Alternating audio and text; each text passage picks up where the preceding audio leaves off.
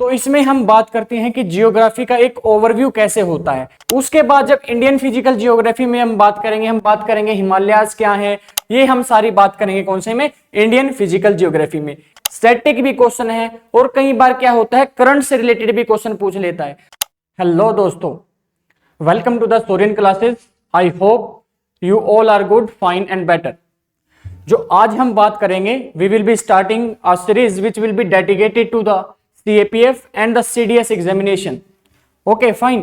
अब जब हम ये बात करेंगे तो इसमें हम बात करते हैं कि जियोग्राफी का एक ओवरव्यू कैसे होता है, मतलब जियोग्राफी ये की कैसे जाती है, किन भागों में डिवाइड होती है जियोग्राफी, उसकी हम बात करेंगे। जैसे कि अगर मैं बात करूं कि जो मेरी जियोग्राफी है वो जियोग्राफी 4 भाग में अगर मैं डिवाइड करता हूं तो पहली आती है वर्ल्ड फिजिकल जियोग्राफी, और फिर आती है इंडियन फिजिकल जियोग्राफी, साथ ही साथ इंडियन इकोनॉमिक जियोग्राफी, और आखिरी है वर्ल्ड जियोग्राफी। इसमें क्या बात करेंगे हम, पहली होगी वर्ल्ड फिजिकल जियोग्राफी जिसमें हम बात करेंगे कि रॉक्स कैसे होते हैं, रॉक्स के साथ साथ प्लेट टेक्टोनिज्म क्या है, every theory, continental drift theory क्या है, ये हम बात करेंगे। उसके बाद जब इंडियन फिजिकल जियोग्राफी में हम बात करेंगे हिमालयाज क्या है, पेनिनसुलर प्लेट्यू क्या है, पेनिनसुलर प्लेट्यू का क्या क्या पार्ट है, क्या अरावली माउंटेन्स पेनिनसुलर प्लेट्यू का पार्ट है, ये हम सारी बात करेंगे कौन से में, इंडियन फिजिकल जियोग्राफी में। इंडियन इकोनॉमिक जियोग्राफी में आ जाते हैं हम, रिसोर्सेज की, मिनरल्स की बात करते हैं, जैसे कि convectional resource, non convectional resource, और साथ ही साथ हम बात करेंगे फिर वर्ल्ड जियोग्राफी की, जिसमें हम हर एक कॉन्टिनेंट की क्या बात करेंगे, जियोग्राफी बात करेंगे। अगर मैं पर्टिकुलर बात करूं कि वर्ल्ड जियोग्राफी में आता क्या है, उसमें सबसे पहले आती है जियोमॉर्फोलॉजी। क्या आती है, अगर हम बात करें कि इसमें सबसे पहले क्या आता है वर्ल्ड फिजिकल जियोग्राफी में, अगर मैं बात करूं तो इसमें 3 पार्ट आते हैं। इसके कितने पार्ट आते हैं, 3 पार्ट आते हैं वर्ल्ड फिजिकल जियोग्राफी में। अगर मैं बात करूं वर्ल्ड फिजिकल जियोग्राफी की तो इसमें 3 पार्ट आते हैं। वो 3 पार्ट कौन से हैं, सबसे पहले आता है जियोमॉर्फोलॉजी। क्या नाम है उसका, जियोमॉर्फोलॉजी। और फिर इसके बाद जो होगा वो कौन सा होगा, उसके बाद हम जो करेंगे वो करेंगे क्लाइमेटोलॉजी। कौन सा, क्लाइमेटोलॉजी। और फिर जो हम बात करेंगे वो होगा कौन सा, ओशियनोग्राफी। ओशियनोग्राफी ये हम बात करेंगे पूरे वर्ल्ड के लेवल पे कि ऐसा पूरे मतलब वर्ल्ड में कैसी चीज पाई जाती है, इसमें हम बात करेंगे कि जैसे कि जियोमॉर्फोलॉजी में हम बात करेंगे इग्नियस रॉक्स की, सेडिमेंट्री रॉक्स की, मेटामॉर्फिक रॉक्स की, और उनका आगे जो सब डिवीजन होगा वो भी हम बात करेंगे। और जैसे कि मैं बात करूं प्लेट टेक्टोनिज्म, क्या क्या सोर्स है हमारे पास ताकि हम हमारा इंटीरियर ऑफ अर्थ जान सकें। और साथ ही साथ हम बात करेंगे कि जो हमारा सी है, जो हमारा ओशियन है, क्या वो फ्लैट है या नहीं है। उसमें हम एक थ्योरी बात करेंगे, सी फ्लोर स्प्रेडिंग थ्योरी, जो कि हैरी हेस ने दी थी during the second world war. और फिर ये तीनों करने के बाद हम क्या करेंगे, तीनों करने के बाद हम बात मूव ऑन करेंगे किस पे, इंडियन फिजिकल जियोग्राफी पे, जिसमें हम क्या बात करेंगे। अगर मैं आपको बताऊं जियोमॉर्फोलॉजी का, तो इसमें जो टॉपिक्स होंगे जो हम करेंगे वो कौन से होंगे, और ये पूरी सीरीज जो होगी, जो एग्जाम होगा CAPF का असिस्टेंट कमांडेंट का, वो उसमें हर एक क्वेश्चन यहां से पूछा जाता है और हम हर एक PYQ क्या करेंगे यहां पर सोल्व भी करेंगे। जैसे कि जो हमारा पहला टॉपिक होगा, वो पहला टॉपिक कौन सा होगा, लैटिट्यूड और लॉन्गिट्यूड की। जो लैटिट्यूड होते हैं, लॉन्गिट्यूड होती हैं, ये होते क्या हैं। लैटिट्यूड को अगर मैं बोलूं ये होती है अक्षांश, ये होता है लॉन्गिट्यूड होता है देशांतर। क्या होता है, अक्षांश और देशांतर। अगर मैं बात करूं फिर बात करेंगे कॉन्टिनेंटल ड्रिफ्ट थ्योरी की, फिर बात करेंगे हम sources and interior of earth. पहले बात करेंगे क्या क्या सोर्सेज हैं और उसका इंटीरियर कैसा जाना जाएगा इन सोर्सेज से। फिर हम बात करेंगे अर्थक्वेक और वोल्केनिज्म की, फिर बात करेंगे कन्वेक्शनल ड्रिफ्ट थ्योरी की, और साथ ही साथ जो होगा सी फ्लोर स्प्रेडिंग थ्योरी होगी। फिर इसके बाद एक थ्योरी आती है प्लेट टेक्टोनिज्म, फिर आता है लैंडफॉर्म्स का, जो रिवर्स के द्वारा बनाए जाएंगे, जो ग्लेशियर्स के द्वारा बनाए जाएंगे, या फिर जो डेजर्ट में क्या बनते हैं मेरे लैंडफॉर्म्स बनते हैं, वो हम यहां बात करेंगे। और साथ ही साथ हम बात करेंगे रॉक्स और उसके टाइप्स, जैसे मैंने आपको बताया क्या कि जैसे कि पहले हम बात करेंगे इग्नियस रॉक्स, जिसको मैं अग्निय चट्टान बोलता हूं, और फिर हम बात करेंगे सेडिमेंट्री रॉक्स की। कौन से, सेडिमेंट्री रॉक्स की। और फिर हम बात करेंगे कौन से, मेटामॉर्फिक रॉक्स की, मेटामॉर्फिक रॉक्स की। और इनके सब डिवीजन है, इनसे ही एक क्वेश्चन पूरा डीप पूछा गया था कि इग्नियस रॉक्स की एक पूरी विशेषताएं होती हैं, उससे ही एक क्वेश्चन क्या था, पूरा घुमाया हुआ था और वो क्या किया गया था, पूछा गया। तो अभी हम बात करेंगे आखिरी में क्लास के आते आते। अब इसके बाद अगर मैं बात करूं कि क्लाइमेटोलॉजी में हम जो करेंगे वो कौन से टॉपिक्स होंगे, क्लाइमेटोलॉजी में जो हम बात करेंगे वो सबसे पहले जो टॉपिक होगा वो कौन सा होगा, उसमें हम बात करेंगे सबसे पहले कि अर्थ का एटमॉस्फेयर क्या होता है, कि अर्थ में एटमॉस्फेयर है जो वातावरण है वो क्या है। फिर हम बात करेंगे उसका स्ट्रक्चर कैसा है और उसमें कंपोजिशन मतलब कौन सी गैस पाई जाती है। अगर मैं बात करूं क्या कि जैसे कि सबसे पहले हमारी कौन सी लेयर आती है एटमॉस्फेयर में, ट्रोपोस्फेयर आती है। अब जो ट्रोपोस्फेयर होती है वो क्या होता है, वहां पर हर एक वेदर का फिनोमिना होता है। वेदर का मतलब जैसे कि यहाँ पर रेनफॉल होती है, यहाँ पर थंडरस्टॉर्म आता है, यहाँ पर साइक्लोन आता है जिसका हम पर्टिकुलर नाम देते हैं ट्रॉपिकल साइक्लोन या फिर हुरिकेन्स भी बोल देते हैं। ये हम यहाँ बात करेंगे। फिर बात करेंगे हम इंसोलेशन, धूप पड़ेगी और उससे क्या आएगा, टेम्परेचर में डिफरेंस आएगा। ये एक ऐसे काम करता है जैसे कि मशीन में मैं कुछ डालूंगा और मशीन में डालते ही उसका क्या निकलता है, कुछ प्रोडक्ट डलता है। जैसे कि मैंने बोला कि मेरी एक ये मशीन थी, मशीन में क्या आई, इंसोलेशन पड़ी। मतलब क्या, इंसोलेशन का मतलब क्या हुआ, सनलाइट आई। अगर सनलाइट हमारी अर्थ के ऊपर पड़ेगी तो कुछ ना कुछ तो इस अर्थ पे, जो ये मेरा अर्थ है, इस पे इफेक्ट यहां पर देखने को मिलेगा। मैंने बोला सनलाइट आई तो इफेक्ट क्या आएगा, टेम्परेचर में चेंज आएगा। बोलो हाँ या ना, मैंने बोला हाँ। ये क्या आएगा भाई, टेम्परेचर में भी चेंज आएगा। अब फिर जो बात करेंगे, हम बात करेंगे हीट बजट। जो हमारे अर्थ पे सनलाइट पड़ती है ये किस वे में होती है, कितनी आती है और कितनी वापस जाती है, पूरा बैलेंस कैसे होता है, हम इसमें बात करेंगे हीट बजट में। और साथ ही साथ भी प्रेशर और विंड्स। जैसे ही क्या होता है हमारे अर्थ पे सनलाइट की, उससे क्या होता है कि हमारे अर्थ पे प्रेशर जनरेट होता है, किसी कहीं पर प्रेशर कम, कहीं पे ज्यादा। अगर हमारी अर्थ पे क्या होगा, प्रेशर डलेगा तो उससे क्या होगा, विंड्स आएंगी। ये भी एक मशीनरी की तरह काम कर रहा है कि किसी एरिया का प्रेशर कुछ है, अगर प्रेशर अलग है उससे क्या होता है, हवा चलती है, विंड्स चलती हैं। ये हम यहां पर बात करेंगे। फिर हम बात करेंगे क्या भाई, ह्यूमिडिटी क्या होती है, इवेपोरेशन क्या होता है और कंडेंसेशन क्या होता है। उसके बाद हम देखेंगे क्लाउड्स कैसे बनते हैं और उनके टाइप क्या हैं। फिर साथ ही साथ प्रेसिपिटेशन मतलब बारिश कैसे होती है। और एक जो टॉपिक आते हैं ये आ जाते हैं भाई का, ये क्वेश्चन पूछे हुए हैं, एयर मास क्या होता है और जेट स्ट्रीम क्या होती है। जेट स्ट्रीम क्या होती है, जो ऊपर हवा चलती है, ना कि अगर मैं बात करूं ये हवा जो जेट स्ट्रीम होती है हमारे सरफेस पे नहीं चलती, जो ट्रोपोस्फेयर है उसके ऊपर वाले हिस्से में ये हवा चलती है। कैसे चलती है, जब हम ये टॉपिक में बात करेंगे तो हम वहां पर डिस्कस करेंगे। और साथ ही साथ हम बात करेंगे फ्रंट्स और टेम्परेट साइक्लोन। ये फ्रंट से किसका कारण बनते हैं, टेम्परेट साइक्लोन का आने का कारण बनते हैं। ट्रॉपिक साइक्लोन अगर मैं बात करूं और टेम्परेट साइक्लोन की बात करूं, ये दोनों अलग होते हैं, इनकी विशेषताएं हैं, कैसे जनरेट होते हैं, क्या क्या इनकी साइक्लोन आने की वो मतलब किस तरीके से आ सकते हैं, वो हम बात करेंगे यहां पर। फिर हम बात करेंगे ट्रॉपिकल साइक्लोन और फिर एंटी साइक्लोन की। अब इसके बाद जब हम बात करेंगे वो आता है कौन सा, वो आएगा हमारा कौन सी, ओशियनोग्राफी। अगर ओशियनोग्राफी की मैं बात करूं तो उसमें क्या बात करेंगे हम, सबसे पहले जो हमारा टॉपिक होगा वो हम बात करेंगे किस चीज के बारे में, ओशियन करंट्स के बारे में।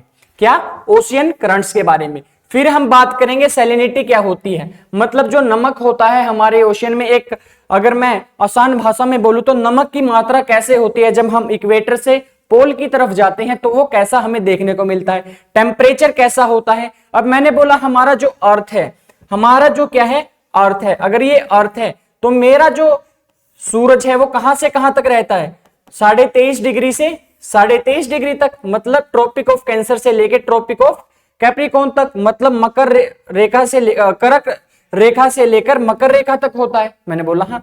तो जो हीट है, तो जो नॉर्थ पोल का और साउथ पोल का हिस्सा है वो अभी तक क्यों नहीं जमा है, तो उसका कारण क्या होता है कि जो ये ओशियन में जो टेम्परेचर आता है पानी, ये क्या होता है, पूरा मूव करता रहता है। फिर क्या करता है, मूव करता रहता है, जिसकी वजह से क्या होता है, ये एरिया जमता नहीं है। फिर हम बात करेंगे क्या, ओशियन रिसोर्सेज की, क्या क्या रिसोर्सेज पाए जाते हैं। और फिर हम बात करेंगे टाइड्स की, टाइड्स क्या होती हैं। फिर इसके बाद जो होता है, जो मेरा ओशियन है, मैंने बोला ये मेरा ओशियन है, अगर ये पानी है, अगर ये पानी है तो इसके अंदर क्या देखा जाता है कि यहां पर भी कुछ स्ट्रक्चर देखने को मिलते हैं, जैसे कि वोल्केनिक माउंट्स, जैसे कि छोटे छोटे और स्ट्रक्चर देखने को मिलती हैं, वो हम डीप बात करेंगे जब हम क्या करेंगे, ये सारी चीज बात करेंगे। रिलीफ मतलब जो इसके अंदर स्ट्रक्चर पाए जाते हैं उसको बोला जाता है रिलीफ। क्या होता है, ठीक है, रिलीफ यही होता है कि जो इसके अंदर स्ट्रक्चर पाए जाएंगे ओशियन के अंदर, उसको मैं रिलीफ बोलता हूं। अब आगे अगर मैं बात करूं कि जो अगला टॉपिक होगा हमारा वो क्या होगा, अगले टॉपिक में हम बात करेंगे पीवाईक्यूज की, जो सीडीएस में पूछे गए हैं और साथ ही साथ किस में पूछे गए हैं भाई, ये सीडीएस में और सीएपीएफ के जो पीवाईक्यू है, मैं आज 6 पीवाईक्यू लेके आया हूं और वो पीवाईक्यू हम देखेंगे किस लेवल के क्या करता है, क्वेश्चन पूछता है। तो अभी तक जो हमने बात की है वो क्या बात की है, बात ये की है कि जो हम हमारी वर्ल्ड जियोग्राफी होगी उसको 3 हिस्से में पढ़ेंगे। क्या करेंगे, पूरी जो वर्ल्ड जियोग्राफी होगी उसको 3 हिस्से में पढ़ेंगे। सबसे पहले क्या होगा, जियोमॉर्फोलॉजी। जियोमॉर्फोलॉजी हम अर्थ के बारे में जानेंगे कि अर्थ में ये माउंटेन्स हैं, ये कैसे बने हैं, क्या क्या इस पे कौन सी फोर्स लगती है, ये सारी बात हम यहां पर करेंगे। फिर हम बात करेंगे क्लाइमेटोलॉजी के बारे में, और फिर जो थर्ड होगा हमारा वर्ल्ड ज्योग्राफी का, उसमें आ जाता है क्या, ओशियनोग्राफी। क्या आ जाता है, ओशियनोग्राफी। जैसे ही ये हम तीनों पार्ट, पहला दूसरा और तीसरा सीक्वेंस में करेंगे, जैसे ही ये सीक्वेंस में कंप्लीट होंगे फिर हम आ जाएंगे कहां पर, इंडियन जियोग्राफी में, कि इंडिया की लोकेशन के बारे में बात करेंगे कि इंडिया कहां पर है, कौन सी डिग्री पर है, और इंडिया की लोकेशन लैटिट्यूड और लॉन्गिट्यूड के सहारे कैसे फाइंड की जाती है, वो हम यहां पर बात करेंगे। टाइम जोन के बारे में बात करेंगे, वो टॉपिक हम किस में बात करेंगे, इंडियन जियोग्राफी के अंदर।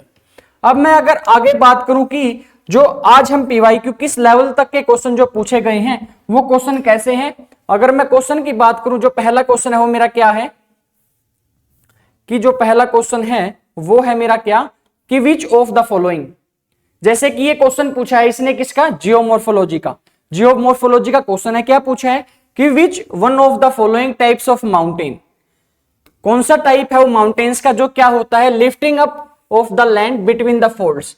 अब मैंने बोला जब फोल्टिंग, एक टॉपिक आता है फोल्टिंग, फोल्टिंग में क्या होता है कि मान के चलिए मेरा एक लैंड था, इसमें क्या हो सकता है, जो ये लैंड है ये किसी कारण की वजह से ऐसे ना होके ये थोड़ा हिस्सा टूट के नीचे आ जाए, ऊपर आ जाए, ऐसे करके क्या हो जाता है, फोल्टिंग हो जाती है। हो सकता है ये फोल्टिंग ऊपर भी हो जाती है, क्या होती है, ये एक तो नॉर्मल फॉल्ट होता है, एक दूसरा फॉल्ट होता है, उसमें क्या हो जाती है, एक लैंड तो एक तो नीचे चली जाती है और एक क्या होती है, ऊपर चली जाती है। तो ये कौन से, अब मैं अगर मैं बोलूं मैं यहां पर खड़ा हूंगा तो ये मेरे को क्या लगेगा, एक ब्लॉक माउंटेन है, क्योंकि अगर मैं यहां पर खड़ा हूं तो अगर इस चीज को देख रहा हूं तो यहां पर क्या होगा, ये मेरा एक ब्लॉक माउंटेन है, एक ब्लॉक की तरह। अगर मैं यहां से नीचे की तरफ देखूंगा तो ये मेरे लिए क्या है, एक रिवर वैली है।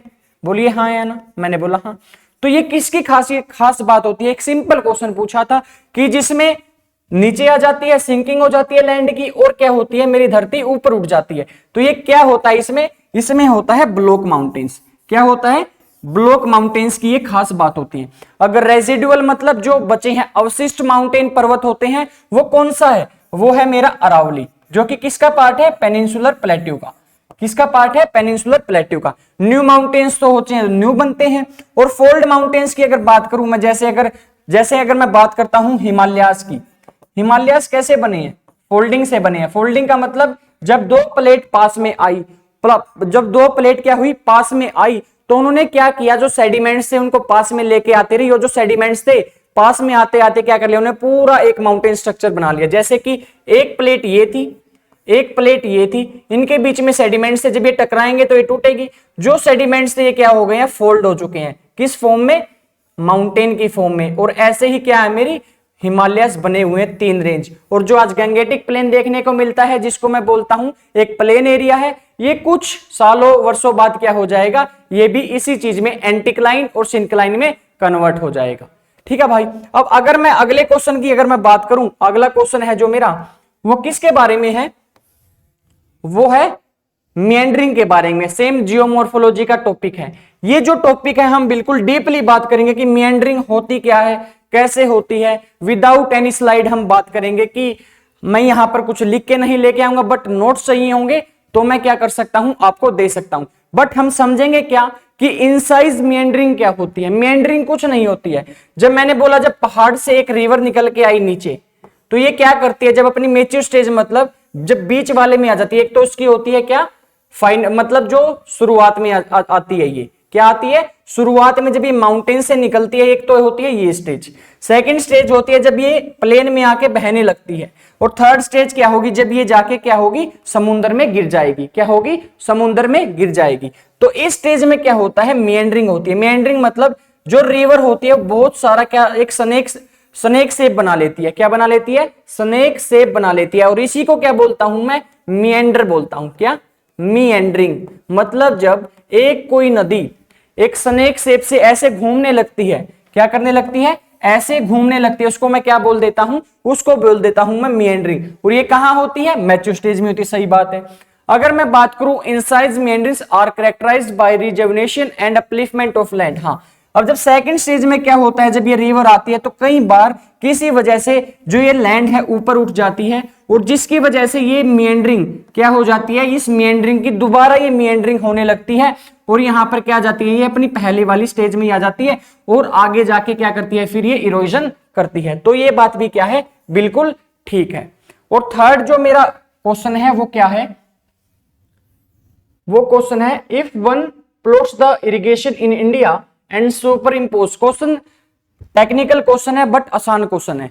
क्या है कि बोला कि पहले क्या था, अगर मेरे इंडिया में क्या था भाई, अगर मेरे इंडिया में मैं क्या करता हूं टैंक इरिगेशन को क्या कर देता हूं लगा देता हूं, किसके ऊपर वेल इरिगेशन के ऊपर। जैसे कि अगर मान के चलिए पहले इस पूरे एरिया में क्या थी वेल इरिगेशन थी, वेल इरिगेशन थी, तो इसने क्या किया, अगर मैं इसी एरिया पे टैंक इरिगेशन कर देता हूं, क्या कर देता हूं टैंक इरिगेशन कर देता हूं, तो क्या होता है कोई पाता ये है कि टू आर नेगेटिवली रिलेटेड, मतलब इनमें जो रिलेशन होगा वो अपोजिट होगा। अपोजिट कैसे होगा, जहां पर टैंक इरिगेशन होगी वहां पर वेल इरिगेशन नहीं देखने को मिलेगा, मतलब जहां वेल इरिगेशन होगी वहां पर फिर टैंक इरिगेशन की जरूरत नहीं है। मैंने बोला हाँ कैसे, ये टॉपिक आता है इग्नियस रॉक्स में। क्या इग्नियस रॉक्स में ये टॉपिक आता है कि यहां पर हमें देखने को क्या मिलता है, यहां पर देखने को मिलता है टैंक इरिगेशन। क्यों देखने को मिलता है, क्योंकि यहां पर पानी रॉक्स के अंदर, अगर मेरी ये अर्थ सरफेस है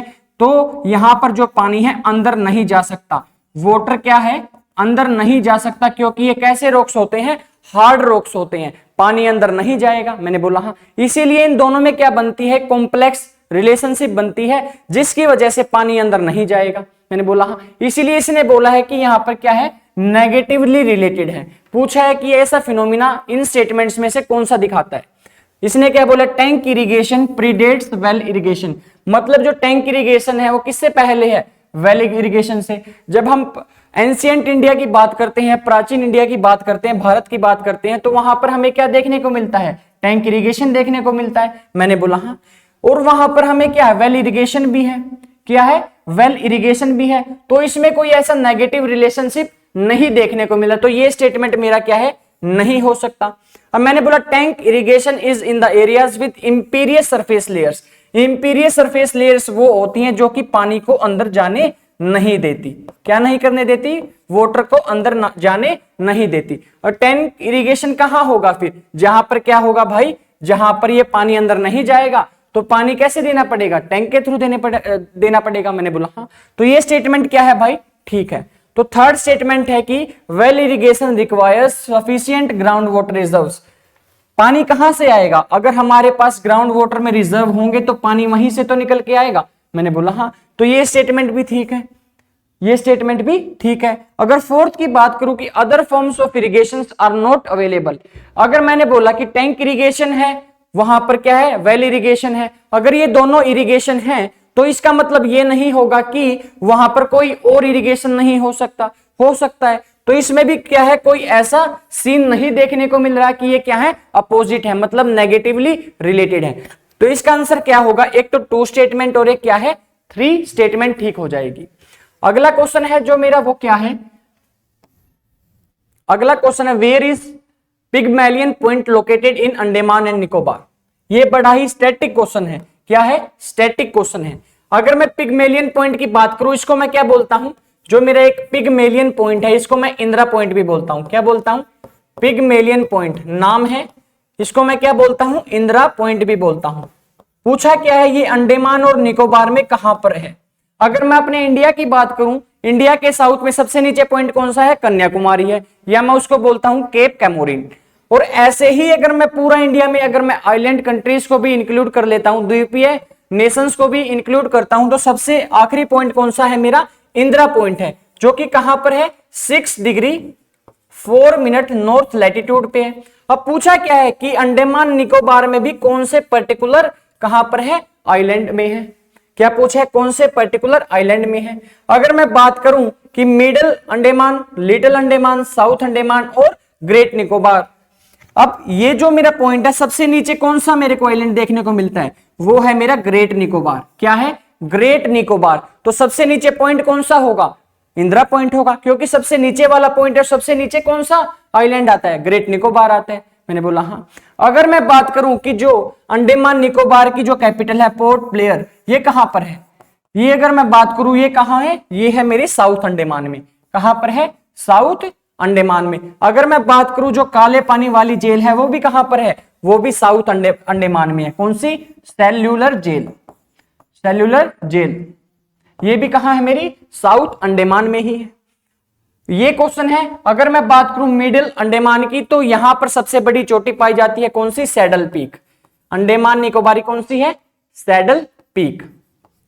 अगर मैं बात करूं little Andaman, DSL, south Andaman और लिटिल अंडमान के बीच में क्या है? एक पैसेज है। उस पैसेज का क्या नाम है? Duncan passage. क्या नाम है? Duncan passage. ये सारे स्टैटिक पार्ट है। जब हम बात करेंगे हमारी इंडियन फिजिकल जियोग्राफी की, उसमें हम ये सारी बात करेंगे कि कौन से आइलैंड हैं, और उसके बाद हम बात करेंगे कि इनकी क्या क्या खासियत है। अगला पॉइंट क्या है? Which layer of the atmosphere is suitable and most important for the humans. अब ये क्वेश्चन क्या है कि हमें हमारे एटमोस्फियर के बारे में पता होना चाहिए कि सबसे पहले क्या है? मेरी ट्रोपोस्फेयर है, फिर स्ट्रेटोस्फेयर है, फिर मेसोस्फेयर है, फिर क्या है? फिर आती है कौन सी? इसमें आती है आयंस वाली, आयनोस्फेयर है, और फिर कौन सी है? एक्सोस्फेयर है। तो जो ट्रोपोस्फेयर होती है, इसमें ही क्या होता है? सारे वेदर के फिनोमिना होते हैं। जो भी वेदर के फिनोमिना होंगे, प्रक्रिया होगी हमारे मौसम की, वो यहीं पर होती है। अगर मैं बात करूं यहां पर रेनफॉल भी इसी लेयर में होगी। अगर मैं बात करूं अगर बिजली खड़केगी, थंडरस्टॉर्म आएगा, तो वो भी इसी लेयर में होगा। अगर मैं बात करूं साइक्लोन आएगा, तो साइक्लोन भी क्या होगा भाई? इसी लेयर में आएगा। कौन सा साइक्लोन? Tropical cyclone. कौन सा? ट्रॉपिकल साइक्लोन भी यहां पर आएगा।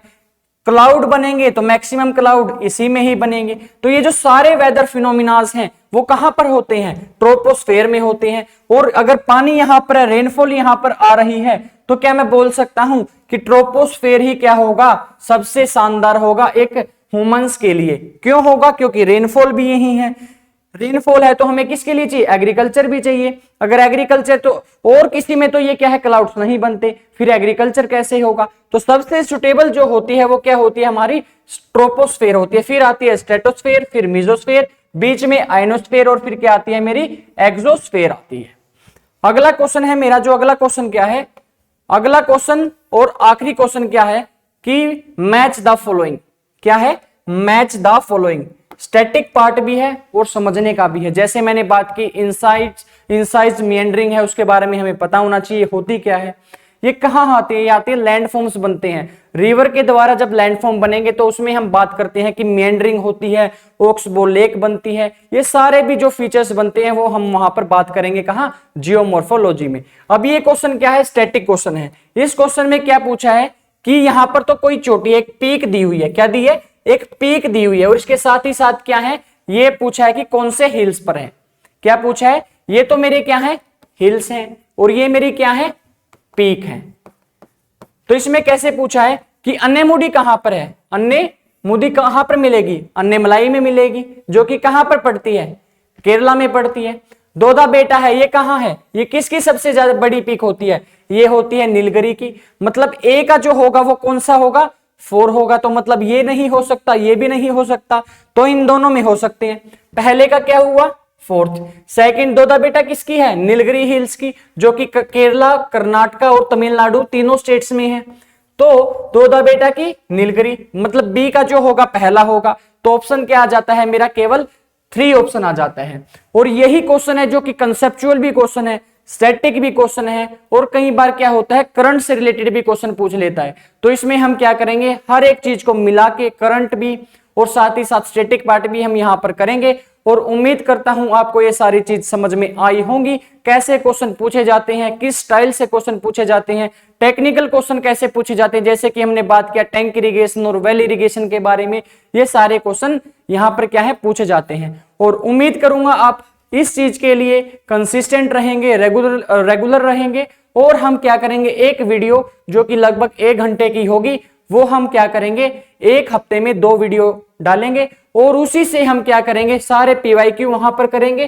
पीवाईक्यू के साथ साथ हम कंसेप्चुअल बात करेंगे कि कैसे लैंडफॉर्म बनता है, कैसे कैसे चीजें होती हैं। उम्मीद करता हूं ये सारी चीज समझ में आई होंगी। मिलते हैं अगली वीडियो में, तब तक के लिए धन्यवाद।